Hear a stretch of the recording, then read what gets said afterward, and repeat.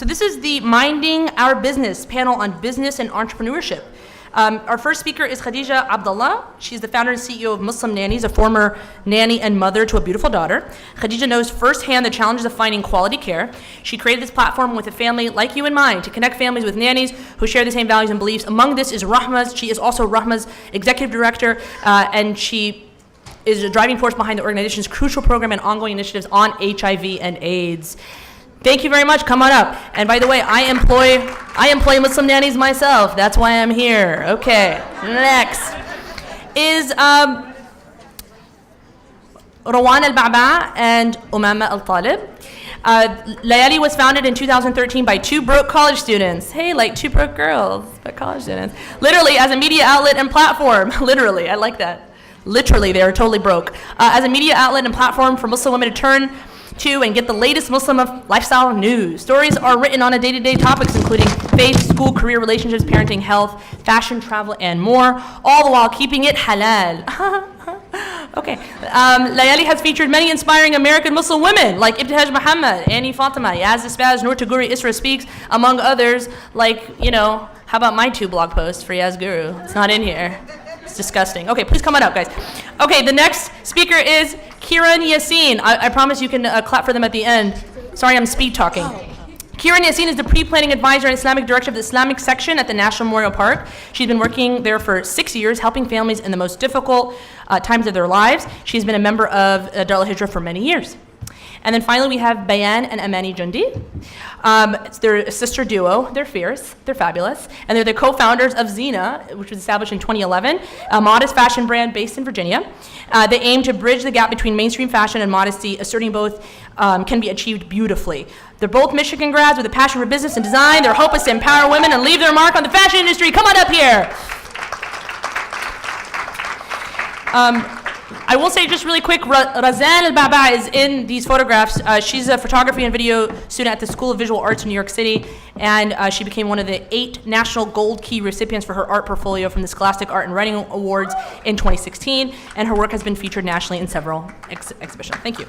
Okay, so I'm going to introduce the panel topic, and then I'll also introduce our fabulous and esteemed moderator. So, since the days of Khadija al-Kubra, Muslim women have been successful business women and career women. Statistics show that Muslim women in the West are more educated, they earn higher salaries, and have more disposable incomes than their counterparts. Ouch.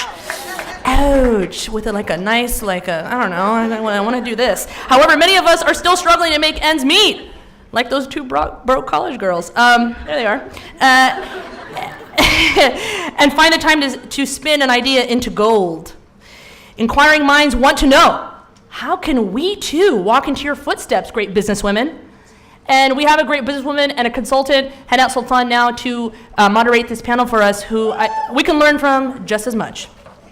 Give her a big round of applause for all of our speakers, please. Hashtag Weekend of Women. Thanks for that, Yasmin. The reason she got a little louder there is because she actually made me a promise she wouldn't do that at the beginning of my session, but she's full of surprises. I hope you guys have been enjoying today. I rarely ever agree to get on this part of a hall. For good reason, I think. And but there are so many fabulous ladies here today, so many of whom I know personally and have seen build amazing businesses and organizations that I'm really honored to be the one facilitating this conversation today with you. So that being said, I'm going to start off with Khadija, who both started a business, Muslim Nannies, who's actually working this event today fabulously. Check us out, free chat, here, full programs, come out, bring your kids. And also a nonprofit organization, Rahma. And so I'm going to let her take it from here. And as we talk, this panel is going to be done a little bit differently.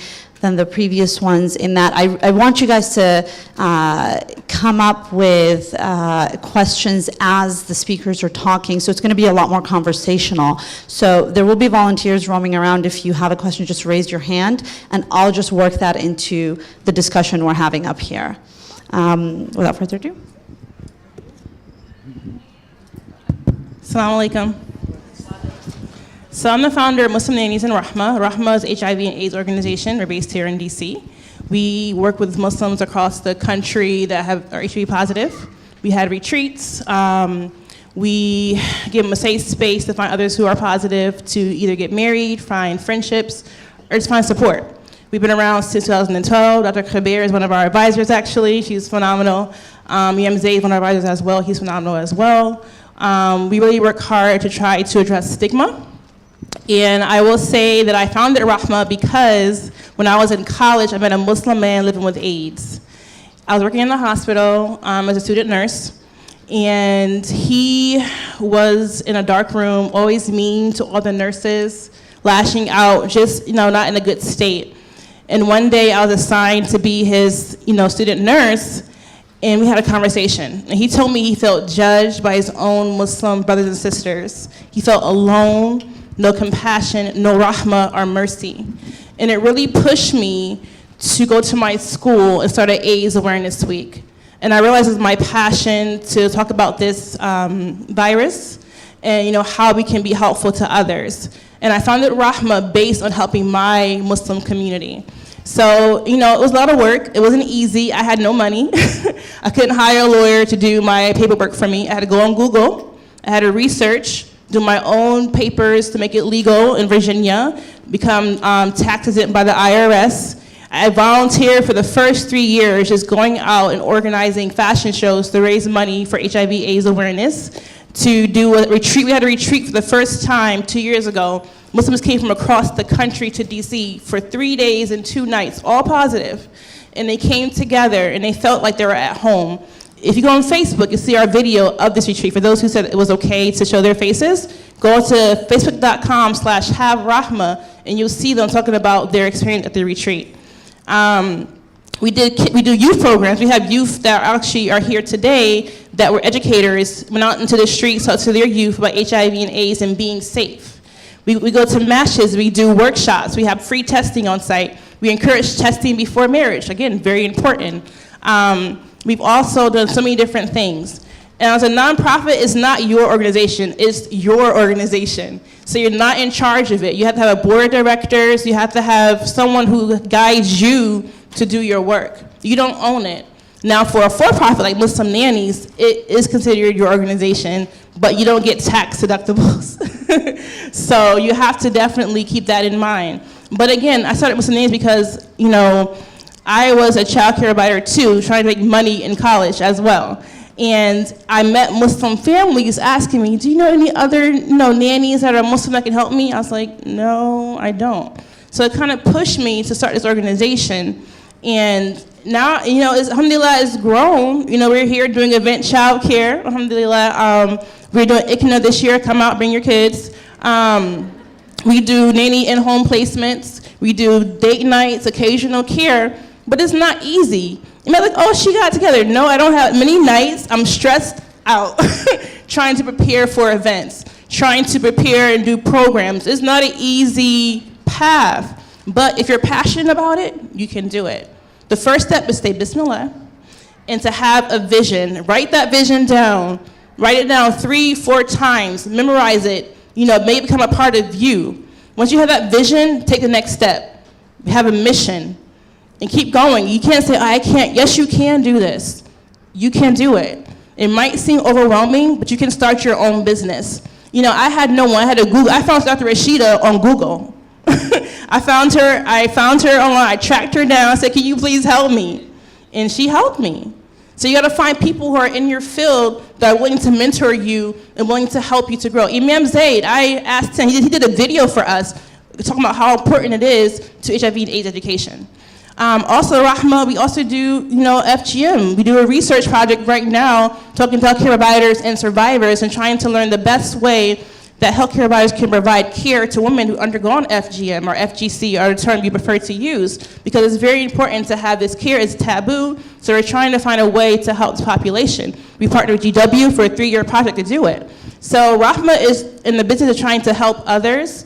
Sometimes it's controversial things that we do, but we try, our intentions are genuine, they are pure, and we're trying to help people any way that we can. I keep going on and on and on, so I'm gonna stop. You can ask other questions that you would like. Thank you.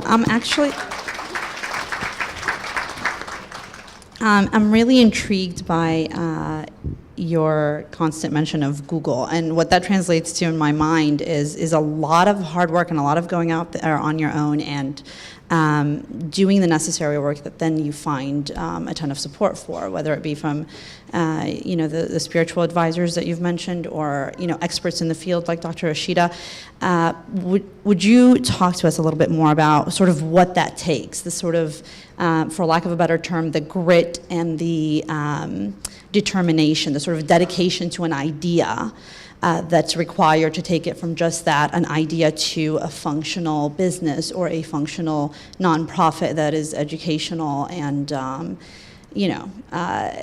inspirational in a way, because you're really in a field that's really tough on the Rahma front. I would say the main thing is that it takes passion, because you're gonna want to give up. It's not easy trying to start a business. People will fail you. You will fail yourself sometimes, but you gotta get back up and you gotta try again. So I say having the passion and determination to, if you believe in it, only you believe in your own vision. So you have to follow through with it. So for me, it was my passion, and I have support too. Like if I wasn't married and had a husband, or I didn't have a mother support me, I probably couldn't do Rahma. I don't have any money, so I couldn't survive. So it took me having support from others too to help me get to where I am. But I will say having that passion to pursue your vision is the best way to get to where you need to get to. All right, thank you. I would like to actually come back to you, but a lot of the questions that are swirling around here are applicable to everyone around, and so I want to hear second from Zina from Bayan and Amani on how they started their modest fashion business, and then we'll loop back around to everyone. Assalamu alaikum, everybody. We're so happy to be a part of the DC Women's Conference and talking to you guys today. I'm going to go ahead and assume that some of you are thinking of starting a business or are already entrepreneurs. And one thing, to get started I love to talk about is how you take a risk. And we took a risk. We took a risk financially, physically, and emotionally, and put everything into it. And it's pretty scary. I would say it's probably the scariest thing we've ever done. I kind of have these two voices in my head before I started, go for it, do it, it's going to be okay. And on the other hand, if you do this, you could fall, and you could fall hard and in front of everyone and lose a lot. But I kept thinking to myself, you know what? The two things that I really hold dearly and that I love are fashion and faith. And this was an opportunity for me to do both at the same time and to provide it to other people. And so Amani and I went ahead and took the plunge. And, I look at it as we are trying to create a space in mainstream America for modest fashion. And what, people are trying to find, their way in life of how to give back. And it's just been a blessing in the sense that I get to do both all at the same time. And it's just so important. We launched in 2010, and I remember before launching, going shopping all the time and trying to find that perfect outfit for that occasion. And I'd come back with something that didn't represent my personality, didn't represent my age, my background. And it was very frustrating. And I thought to myself, it was like this voice in my head would always tell me a little bit like, you don't really belong here. I mean, how can you go shopping and not find something that you want to wear in your own country? It's very frustrating. And I didn't want any other Muslim woman to feel that way, or the next generation. I would love for modest fashion to stay here forever, and in the mainstream. And so after 2010, it's been a while, but I look back and I'm like, it's really been a blessing. And sometimes I look back to our first launch party. And a lot of you in the room were a part of that. And we had sent out invitation months before, and we realized that we weren't getting a shipment. It was delayed, we had factory issues, we had so many problems behind the scenes. And I think that's things that people don't hear. You know, you see this fabulous launch party, but you have no idea what's going on in the background. So I still can remember it like it was yesterday. It was 48 hours before the show. We had no clothes. We had nothing. No clothes at a launch party. And I thought to myself, okay, how am I going to make this work? Maybe I'll draw out some huge sketches and like try to go with it, okay? We were going to try to figure it out. And then we get, you know, alhamdulillah, within, 24 hours, we get our shipment. I call neighbors, friends, family. We work till the next morning. And we put on this fabulous launch party. And it was wonderful to see so many people enjoy in the excitement that we were excited and they were just as genuinely excited. Finally, like, we can have something that represents us as American Muslims in fashion. And it was wonderful. And, through our work, it really has also given us an opportunity. I would say, you don't realize where your business will take you. And it really has given us an opportunity to empower other women and to work with organizations that empower women. And I don't think I would have had these opportunities if I hadn't started my business. And that has been a blessing. But with that said, there have been many challenges. And I'm going to go ahead and let Imani talk about all the challenges we've had. I'll leave that for her. I always get the fun stuff. So I'm Maddie. We talk about challenges often and how we actually, in general, when we're speaking about business, we try not to focus too much on everything that's difficult, because on the flip side, it's obviously also very good, and that's why we continue to do what we do. For us specifically, we focus on 3 key items: on the people that we're serving, so our consumers, the products that we're providing, and the service that we're providing as well. And when I'm talking about our consumer, we want women to feel good in what they're wearing. We know what it's like to feel empowered and good in our own skin, and that's what we're trying to achieve. So we make a lot of decisions based on what we hear from our consumers. And so, we go back and forth a lot because, for example, we've had this one shirt for years, and everyone always wants to see it come back, and we've made it in probably 15 colors. But it's something you want, and so therefore we will provide it. And then in terms of our products, we are trying to provide the best quality product at an affordable price.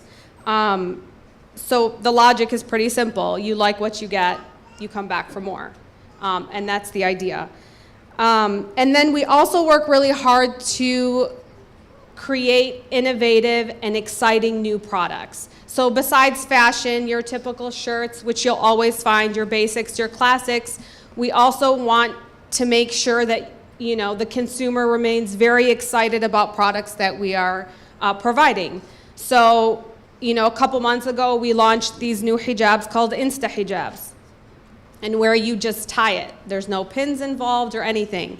Right now, Bayan's working really hard on something new that's very shiny and glamorous, and that's also something we don't do very often. So it's also, again, providing new things to keep our consumer excited about it.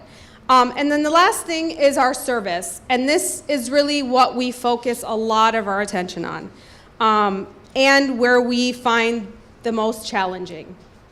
So we find working in a Muslim space, unfortunately, the expectation of service is not, the standard is not very high. So it's an online company, so we don't really see people face to face very often, but we attend 2 major conferences, and that's really where we see, we have the most interaction with our consumers face to face. And in that, we find that they're not used to a high level of service from other Muslim companies. So we get the sort of rough around the edges. Somebody coming into our shop, we're set up in a bazaar, and immediately insult us, or insult the prices, or, decor. Why is that there? It would look so much better on that side, you know? Or our music. We've had issues. We play music in our bazaar. Maher Zain has become okay, but like we play, you know, this Muslim rapper, his name is Khalil Ismail. That's not okay because it's just something they're not comfortable with. My phone is gonna die, and of course all my notes are here. So if I stop talking, you'll know why. I think we can probably go with the bizarre stories for another couple of minutes. Seriously. So I think that in general, the Muslim consumer feels like, you know, somebody's about to cheat them, they're ignoring them, they're not there for them. And so we've gone ahead and we've taken that sort of energy and we've tried to make it into something positive. So we listen, we don't engage in arguments, and we make sure that every woman really gets the respect that she deserves. Time's up? Got it.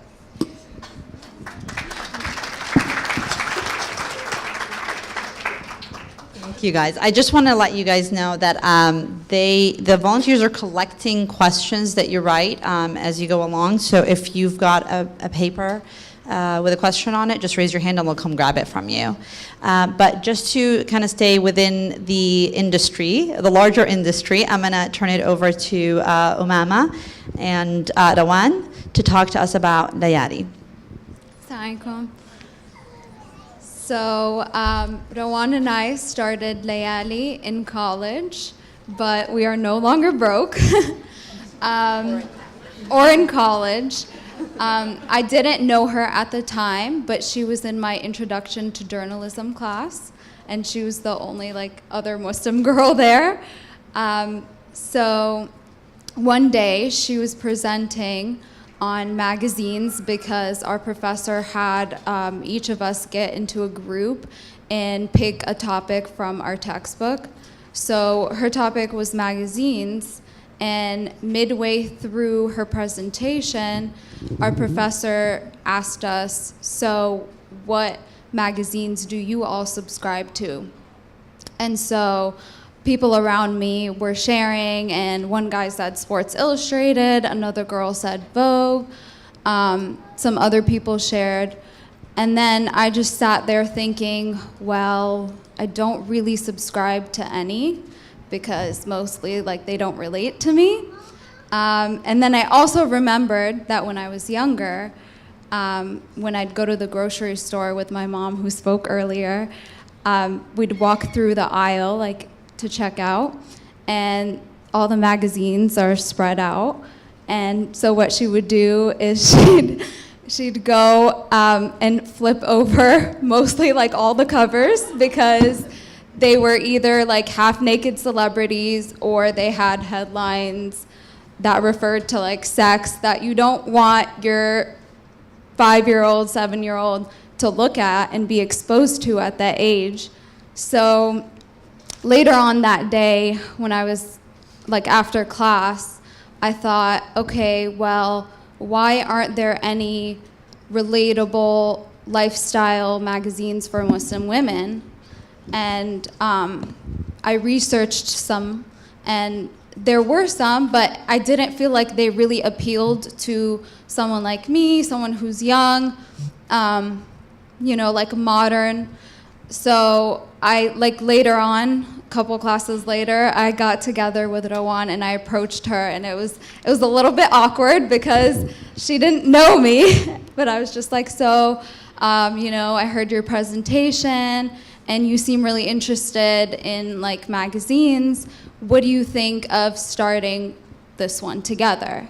And she was very encouraging and very excited. And we started working on our first issue in 2013. Okay. And here we are. Assalamu alaikum. I just want to apologize for my voice. I'm battling a nasty cold, so this is not my real voice. So continuing on Umama's topic really quick, because I have 2 minutes, is that unlike Umama, I actually had stacks and stacks and stacks of magazines in my room. I loved magazines. Maybe that makes me a rebel. I don't know. I really loved them. But again, I couldn't relate to any because the headlines were like 20 ways to rock a miniskirt. And I was like, over pants? Like, okay. So, so with that came, you know, a lot of excitement. She's like, let's start this new thing. And, you know, one of the main reasons we wanted to start this magazine was because we didn't feel like our voices were being amplified, or people like us, like our women like us, their voices weren't being amplified. And I just wanted to note that girls growing up nowadays are very, very lucky to have women like Ibtihaj Muhammad and Halima Aden who are out there and doing amazing things. They're strong and intelligent and beautiful. We didn't have that growing up. Most women that we saw in the media were portrayed as victims of war or violence or oppression. This was like, you know, when we were growing up, this is after the Iraq War, so we didn't really have any positive role models to look up to. And so this is why we wanted to create something to show our story and to show all these other stories that aren't really amplified as much as we want them to, because they can really educate the public, and especially now at a time it's very political in America to support Muslims, which is unfortunate, but it makes it very an exciting time to share more stories about Muslim women. Really quickly, if anyone, they haven't seen the new L'Oreal campaign, there's a Muslim woman wearing hijab in a hair beauty campaign.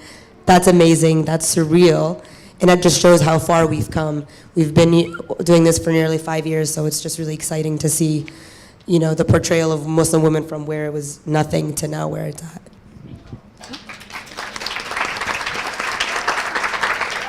Thank you, guys. I want to make sure that the point is not lost, that the reason we are seeing so many Muslim women in mainstream media now in so many different capacities is because of work like you guys' work, that it's really been ongoing for decades before this happened, and we're just now sort of seeing the fruits of it, and you know, it's encouraging, I think, for me to see, and for me to be able to have my nieces you know, go to the store and see things that maybe, you know, me now as a mom would not have to behave like my own mother, who definitely did turn over the magazines and did all that kinds of stuff. It seems like we're really getting somewhere, and I want to make sure that it's not lost on us that real women and real people's lives really go into making that happen. And so thank you guys all for sharing that with us. I want to transition into what to me I think is a really empowering sort of industry to come across as I prepared for this panel. Sister Karen is a funeral director, which is an industry that is so heavily male dominated that I'm simply amazed. Like, I really wanted to meet her today. That was going to be the highlight of my day because it's such a tough field to get into, not just because it is, again, stereotypically a tough thing that only a man can handle, but no, doing my reading on it, I actually found out that it's because most funeral homes were family owned, and so it was just harder to penetrate that. And anytime it's hard for anyone to penetrate an industry, it is 100 times harder for a woman to do so. And so I'm going to let her tell you guys about her work, and from there I've got a bunch of questions, but we're only going to be able to take a couple. But hopefully you're able to catch the speakers outside and to connect with them and send them your questions. Connect with them also later on social media. These guys are so available. It's amazing. You'll be surprised. They're not just, you know, available at conferences and bazaars. But I'll hand it to Sister Karen. Thank you. Thank you. Assalamu alaikum. My name is Kiran Yassin. I'm the Director of Islamic Services at National Memorial Park. National Memorial Park is the cemetery where our beloved Sheikh Hanuti is buried on Lee Highway. I've been there for many years and have come across a lot of the families that I see here, have served them. And we've developed a new section there, and I've helped several families there as well. But this is an industry where it's heavily, heavily male-dominated. I am actually in this company, it's a corporate company owned by SCI. I am the only female that's Muslim in the entire company. And I try and bring about change in the Islamic section, and we brought a lot of change, matter of fact. We brought in more things that relate to our religion versus things that were already there. We've developed a new Islamic section, which is called Jannat al-Medina, or Medina Gardens, and Al-Hijrah was a big part of that. The naming process, the laying out of the section, all of the staff and the imams at Al-Hijrah helped developing it, and we are in the process of actually putting a feature there, a doorway there that's going to look like somewhat similar to Masjid Nabwi, the doors of Masjid Nabwi. So from the road or from somewhere far away, you can tell that it is a Islamic section, because in our current Islamic section, we do not have anything that can tell from the road that it is an Islamic section that well. And Al-Hijrah was a huge part in helping us develop the door and kind of put things together for it. How I came a part of this industry was a few years ago, many years ago, we had a death in my family. And this was an elder uncle who passed away. And my aunt gave me his passport and everything and said, you know, you need to assist with this if you can help me. You know, her children were small. She didn't have, her husband wasn't here at the time. And you can assist me with it. When I went into the funeral home, there was a man there. He helped me, you know, figure out some paperwork, gave me the passport back. He was very cold, very harsh. I went to the cemetery. It was another gentleman there, very cold, very harsh, very not welcoming and compassionate at all. And a few months later, I was discussing it with a friend of mine, and she said, "You know what? You should do this, because it's you know, you're good at it. You show compassion. You'll be good at this." So I went to National and I applied, and then I took some courses. I actually became a certified counselor, a grief counselor, and I've been there since. But it takes, I think, in my industry. It takes a female, it takes a woman to do what I do there, because we can show compassion and care and love, especially at the time of need, when the families are going through so much.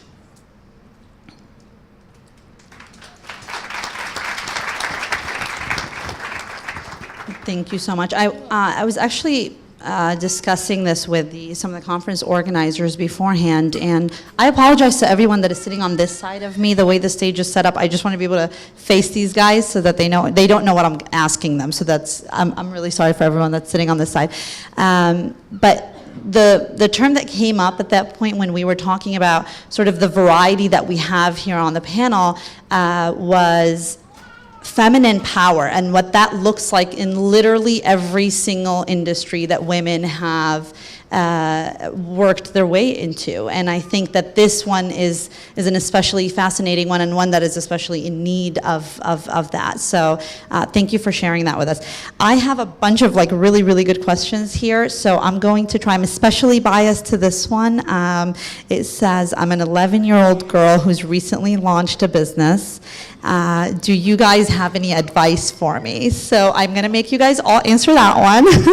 But while keeping in mind, while you give them that advice, that other people have asked about things centering around mentorship. How do you seek that? How do you sort of maintain a level head? Like, you know that you don't know everything, so you are figuring it out as you go along, like many of you have shared with us.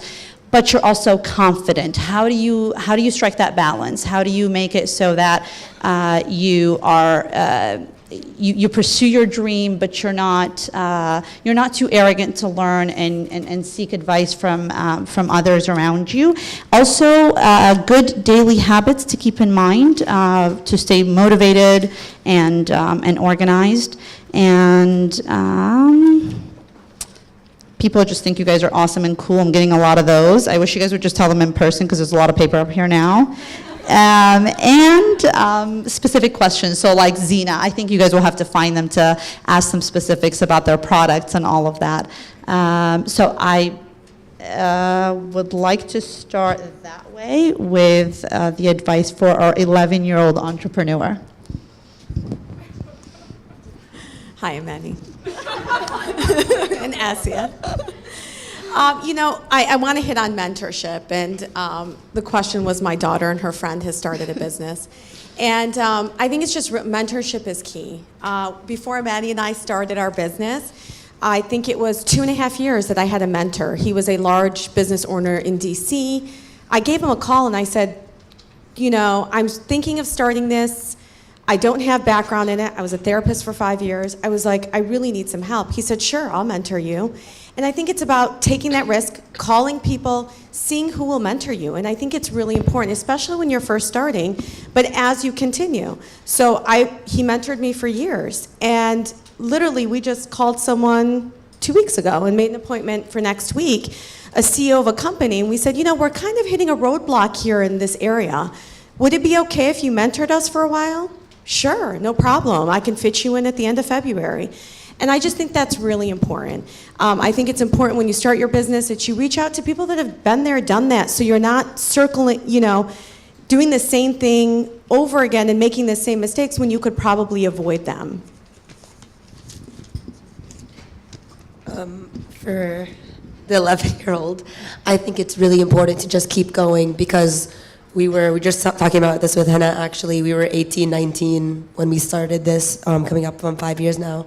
And again, we didn't have any money. We didn't have any money. We were in college and we didn't know much. It was an intro to journalism class. We were both kind of aspiring journalists. And so I think it's just keep going. It doesn't matter, you know, the resources, they come, the knowledge, it comes, as long as you have that motivation to just keep going and you have that drive and that passion. As for mentorship, I just found that reaching out to different Muslim journalists has really helped me personally and professionally, just how they handle themselves, how they deal with a work-life balance. And I think it's never too late to learn. I just started a graduate program in journalism, so I think there's always room for improvement. We don't know everything. So also, you said the daily tasks. What we try to do is always, every day, keep our minds open for new story ideas. Looking around the room, I'm looking for new story ideas. Things that, you know, we write it down, we have notes in our phones. And so just keeping that in mind constantly. Mentorship is important. Muslim nannies was called Muslim nannies before, and we failed terribly. I thought I knew everything, and I failed terribly. So I rebranded, became Muslim Nannies, and I got some mentors that had been in the field for several years, and they guided me to where I am today, and they helped me to grow to where I am. So mentors are very, very, very important. When we're starting out, we don't know everything. They've been around for years, they're veterans. They can give you advice, they can help you grow, and help you to not make mistakes they made when they started out as well. So mentors, for sure. I think mentorship is important, but I think believing in yourself and believing in your product, whatever you're selling, believing in that, you'll be great at it. Thank you. I want to thank all of you guys and to really let you know that we're probably going to have some sort of private follow-up session on these questions. They're all wonderful. I know the conference organizers have done such a good job with the conference, so I know it won't be hard for them to reach back out to you guys with some of these answers from the panelists today. And I thank you guys for being here and for being such engaged audience. I've never gotten this many questions in one panel in my life. So clearly there's more to be explored there. It was my pleasure to be here with you guys today, and I hope you enjoy the rest of the evening.